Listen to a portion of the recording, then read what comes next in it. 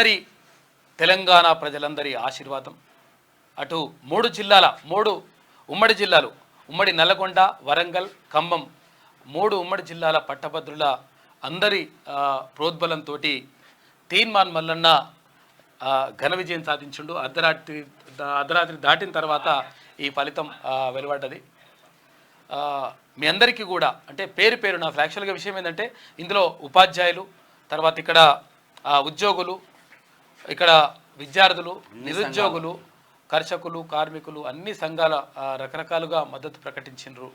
వీరందరికీ కూడా అంటే మద్దతు ప్రకటించిన తర్వాత ఇక్కడ కాంగ్రెస్ పార్టీ, తర్వాత సిపిఐ, సిపిఎం, అటు తెలంగాణ జనసమితి ఇట్లా అందరికీ మద్దతు ప్రకటించి తర్వాత తోడ్పాటును అందించినటువంటి మీ అందరికీ పేరు పేరున ధన్యవాదాలు. ఎందుకంటే ఒక ప్రశ్నించే గొంతుకను నిజంగా రకరకాల కుట్రలు చేసిండు కేటీ రామారావు.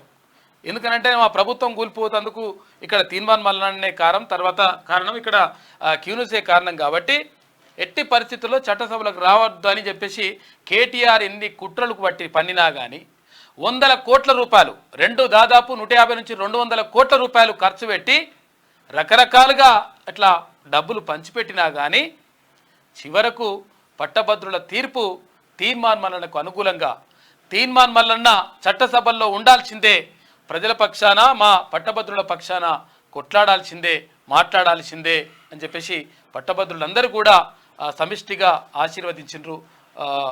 దాంతో తీన్మార్ మల్లన్న ఘన విజయం సాధించిండు. అసలు మొదటి ప్రాధాన్యత ఓటుతోటే ఈ విజయం సొంతమవుతుండే. అంటే చాలామందికి రకరకాలుగా వీడోడు తలిగినరు చూసిరు కదా మీకు అర్థమై ఉంటుంది. వాడిగా తీన్మార్ మల్లన్న గెలవాడు, ఇక అసలు ముందంజా వెనకంజా అని చెప్పేసి వేరే తీన్మార్ మల్లన్న ఇంకొకడు ముందంజా. ఇష్యూస్ చూడండి రా, అక్కడ జరుగుతున్న ఇష్యూస్ చూడండి. అసలు ఈ పట్టభద్రుల ఉప ఎన్నిక, అసలు ఎన్నిక ప్రక్రియ ఎలా ఉంటుంది, కౌంటింగ్ ప్రక్రియ ఎలా ఉంటుంది, మినిమం అవగాహన లేకుండా, మినిమం నాలెడ్జ్ లేకుండా మాట్లాడతారు. విషయం ఏంటంటే అసలు యాక్చువల్గా వాళ్ళు కావాలని చెప్పేసి మనం అప్పుడే చెప్పినాం. ఇక అది వీడియోలలో కూడా మనం చెప్పినాం. అరే ఏముంటుంది ఇప్పుడు ఇవ్వాలి, కాకపోతే రేపు సాయంత్రం దాకా చేస్తారు వాడు, ఆ తర్వాత ఇక వాడు పీకేది ఏముండదు కదా గడ్డి. కాబట్టి 100% ఇటువంటి దుష్ప్రచారం రకరకాలుగా కేటీ రామారావు చేయించిండు. తర్వాత యూట్యూబ్ ఛానల్ కొన్నాడు, దానికి ఫండింగ్ చేసిండు, కథలు చేసిండు. వాళ్ళందరి సంగతి ఇప్పుడు అంత ఉంటుంది. కానీ అంటే మనం ఏదో కక్ష సాధింపు చర్య అని కాదు, కానీ కాకపోతే ఏంటంటే మనం ఏం చేస్తున్నాం అనేటువంటి విషయం కనీసం సోయి ఉంటే మంచిగా ఉంటుంది. అది కాకుండా ఏది ఆధారం లేకుండా ఉట్టికినే బట్టగాల్చి మీదేసి రకరకాలుగా దుష్ప్రచారం నిజంగా అంటే లేనిపోని అన్నీ కూడా సృష్టించి కావాలని చెప్పేసి తీన్మార్ మల్లన్న పైన కావాల్సినంత దాడి చేసినారు. తర్వాత కావాల్సినంత పైసలు కూడా ఇష్టం వచ్చినట్టుగా డబ్బుల పంపిణీ 30 కోట్ల రూపాయలు అక్కడ రాకేష్ రెడ్డి అకౌంట్లోకి వేసేసి తర్వాత అక్కడ నుంచి 34 మంది ఇన్ఛార్జీలు అంటే అసెంబ్లీ ఇన్ఛార్జీలకు వాళ్ళకు పంపిణీ చేసి ఇదంతా కూడా కథ అంతా కూడా మన దగ్గర ఫుల్.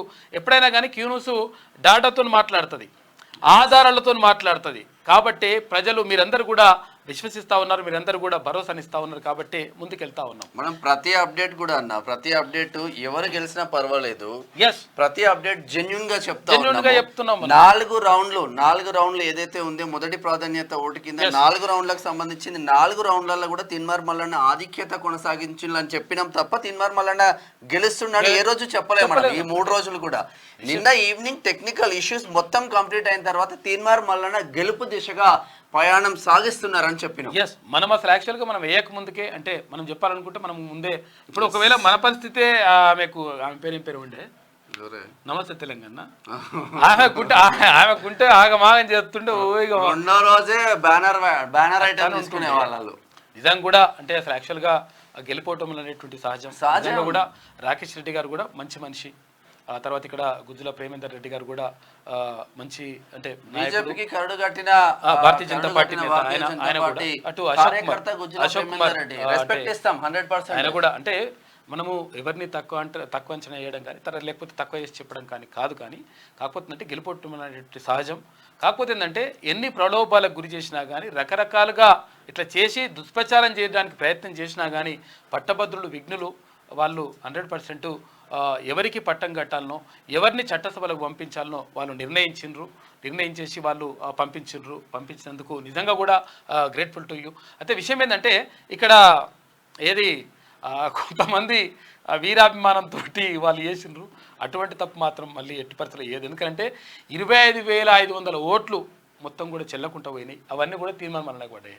ఐ లవ్ యూ తీర్మానం మల్లన్న, జై తీర్మానం మల్లన్న, తర్వాత 7200 RT అట్లా అని చెప్పేసి రకరకాలుగా రాసిండ్రు. ఒకవేళ అవే గనుక నిజంగా అట్లా చెల్లుబాటు కాకుండా ఉంటే కరెక్ట్గా మనము మీరు సజావుగా ఓటు వేసి ఉండి 100% మొదటి ప్రాధాన్యత ఓటుతోటే మొన్ననే రిజల్ట్ చేస్తుంటే మొత్తం కథ అంతా కూడా ఇదంతా లొల్లంత ఉండకపోతుండే. ఇప్పుడు క్లియర్గా మంచి మెజారిటీ తోటి 18,000 పైచిలకు మెజారిటీ తోటి విజయం సాధించిండు తీర్మానం మల్లన్న. నిజంగా కూడా ఇది ప్రజలు ఇచ్చిన విజయం. తర్వాత అంటే ఇదొక్క మెట్టు మాత్రమే, ఎందుకంటే ఒక మంచి మనిషిని తర్వాత ఒక ప్రశ్నించే గొంతుకను చట్టసభల్లోకి పంపితే ఎట్లుంటుందో తీర్మానం మల్లన్న చూపిస్తాడు. ఇక మనం చెప్పుడు దాని గురించి ఎక్కువ చెప్పకపోవడమే మంచిది. అయితే కేటీఆర్ అండ్ బ్యాచ్ ఏమనుకున్నారు అన్న అంటే డబ్బుతో ఏదైనా కొనొచ్చు అనుకున్నారు. బట్ డబ్బుతో కొనలేనిది ప్రేమ అనురాగం అయితే ఉంటది. మీరు ఎంత 1000 రూపాయలు 500 నుంచి 2000 రూపాయలు పంచినా కూడా పట్టభద్రులను కొనలేకపోయిన పట్టభద్రులు విఘ్నులు కాబట్టే ఆలోచించి రూపాయి ఇవ్వకుండా ప్రశ్నించేటోడు గెలవాలి, చట్టసభలకి పోవాలని పట్టభద్రులు డిసైడ్ అయి ఓట్లేసిన ముచ్చట ఇది. అయితే విషయం ఏంటంటే గతంలో కేసీఆర్ ఒక మంచి మాట కూడా చెప్తాడు. మనం ఎంతంటే మంచిగా చెప్పుకోవాలి, చెప్పుకోవాలి. ఆయన ఏమంటాడంటే ఒకవేళ డబ్బులే గనుక ప్రభావితం చేసి లేదంటే అధికారమే గనుక ప్రభావితం చేసి ఒకవేళ ఓట్లేస్తారు ప్రజలు అనుకుంటే అధికారంలో ఉన్నటువంటి వాడు తప్ప ఎప్పుడు కూడా ప్రతిపక్షంలో ఉన్నవాడు లేకపోతే ఇంకోవరైనా కొత్త వాళ్లకు ఎట్టి పరిస్థితుల్లో అది అవకాశం రాదు. కాకపోతే ఏంటంటే ఎప్పుడు ప్రజలు అప్రమత్తంగా ఉంటారు, బరాబర్ అంటే నిర్ణయాలు తీసుకుంటారు. వాళ్ళు డబ్బు తర్వాత అధికారం అనేటువంటి పని చేయవు. నిజంగా నిజాయితీగా వెళ్తే మాత్రమే పనిచేస్తుందని చెప్పేసి నిజంగా కేసీఆర్ చెప్పినటువంటి మాట ఇది. కాబట్టి డబ్బు అధికారమే నిజంగా పనిచేసి ఉంటే అధికారంలో ఉన్నోళ్ళు తప్ప ఇంకా వేరే అధికారంలోకి మళ్ళీ రారు. సింపుల్ ఎగ్జాంపుల్ అన్న, అసెంబ్లీ ఎలక్షన్ల ముందు బంపర్ మెజారిటీ కాంగ్రెస్ పార్టీకి వచ్చింది. కేవలం 8 సీట్లు మాత్రమే బీజేపీ అసెంబ్లీలో గెలుచుకోగలిగింది. నిజంగానే అదే ప్రభావం, అధికారమే ప్రభావం, డబ్బు ప్రభావమే చూస్తే బీజేపీ 8 సీట్లు 4 నుంచి 8 పోయేది కాదు. తర్వాత కాంగ్రెస్ పార్టీ 3 నుంచి 8 పోయేది కాదు. డబ్బే ప్రభావం చూపితే ఈ దేశానికి పర్మనెంట్ ప్రధాని అంబానీయో అదానియో కావాల్సింది. వాళ్ళ అహంకారం ఇంకా కూడా తగ్గుతలేదు, ఇంకా కూడా తక్కువ అవుతలేదు. ఇంకా మొత్తం ఆగమాగం అవుతున్నారు. కౌంటింగ్ సెంటర్ లో కూడా అదే అహంకారం. సరే ఇప్పుడు వీళ్ళు ఓకే కానీ అంటే కేటీఆర్ తర్వాత వీళ్ళ బ్యాచ్ మొత్తం కూడా అంతా అది నడుస్తూ ఉంది. సరే అహంకారం ఎప్పుడు కూడా పతనానికి దారితీస్తుంది, అది గుర్తుపెట్టుకుంటే మంచిగా ఉంటుంది.